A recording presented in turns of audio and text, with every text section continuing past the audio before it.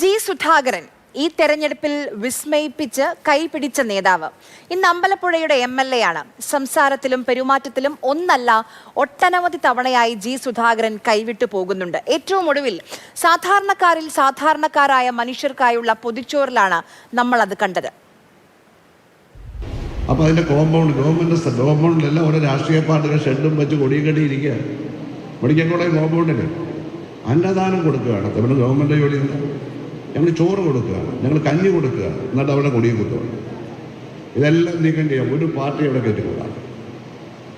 പാർട്ടിയിൽപ്പെട്ട മനുഷ്യന് വരാം, അവിടെ പാർട്ടികളിൽ ഞാൻ വരരുത്. സംഘടനകൾ അവിടെ യാതൊരു ഭക്ഷണവും കൊടുക്കേണ്ട കാര്യമില്ല. ഗവൺമെൻറ്റിൻ്റെ ഉത്തരവാദിത്തമാണ്. ഗവൺമെൻറ് മെഡിക്കൽ കോളേജാണ്.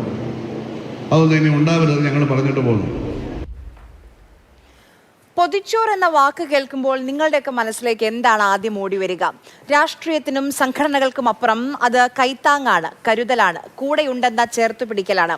DYFIയിൽ പ്രവർത്തിക്കുന്നവർ മാത്രമായിരിക്കുമോ പൊതിച്ചോർ കെട്ടിയിട്ടുണ്ടാവുക? അല്ല. 3 പേരുള്ള ഒരു വീട്ടിൽ 4ാമതൊരു പൊതിച്ചോർ കെട്ടുന്നുണ്ടെങ്കിൽ അത് കരുതലാണ്, കൂടെയുണ്ട് എന്ന ഉറപ്പാണ്. ആ സ്നേഹത്തോടാണ് ജി സുധാകരൻ എന്ന ജനപ്രതിനിധി, ആ രാഷ്ട്രീയ നേതാവ് കടക്ക് പുറത്തെന്ന് പറഞ്ഞത്. അത് തെറ്റാണ്, ശരികേടാണ്. നമ്മൾ വിചാരിക്കും പണ്ടേ ജി സുധാകരൻ ഇങ്ങനെയാണെന്ന്. അല്ല. ഈ കാണുന്നത് ജി സുധാകരന്റെ ഫേസ്ബുക്ക് പോസ്റ്റാണ്. 2020 മാർച്ച് 2 ഫേസ്ബുക്ക് പോസ്റ്റ്. ആദ്യത്തെ വരി തന്നെ ഒന്ന് നോക്കൂ.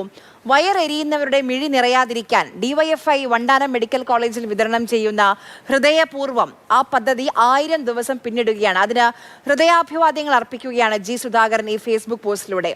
അത് കഴിഞ്ഞുള്ള വരി നോക്കൂ. നമ്മുടെ നാട്ടിൽ മഹാപ്രളയം ഉണ്ടായപ്പോൾ പോലും ഒരു ദിവസം പോലും ഭക്ഷണ വിതരണം മുടങ്ങിയിട്ടില്ല എന്ന്. അതായത് ജി സുധാകരൻ എന്ന രാഷ്ട്രീയ നേതാവിന് അറിയാം എന്താണ് ഹൃദയപൂർവ്വമെന്ന്. 6 വർഷത്തിൽ എന്താണ് മാറിയത് ജി സുധാകരന്റെ രാഷ്ട്രീയത്തിനപ്പുറം? ഏതെങ്കിലും മെഡിക്കൽ കോളേജിൽ പോയിട്ടുള്ളവർക്കറിയാം ആ ഭക്ഷണ പൊതി വിതരണം. എല്ലാ ദിവസവും ഉച്ചയ്ക്ക് 12 മണിയാകുന്നതിന് മുൻപ് സ്ത്രീ പുരുഷ ഭേദമന്യേ ആ ചോറ് പൊതിക്ക് വേണ്ടി കാത്തു നിൽക്കുന്ന മനുഷ്യരെ കാണാം.